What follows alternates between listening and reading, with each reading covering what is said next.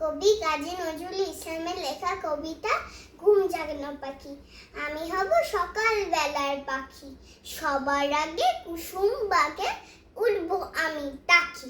সূর্যি মামা জাগার আগে উঠবো আমি জেগে, হয়নি সকাল ঘুমো এখন, মা বলবেন রেগে।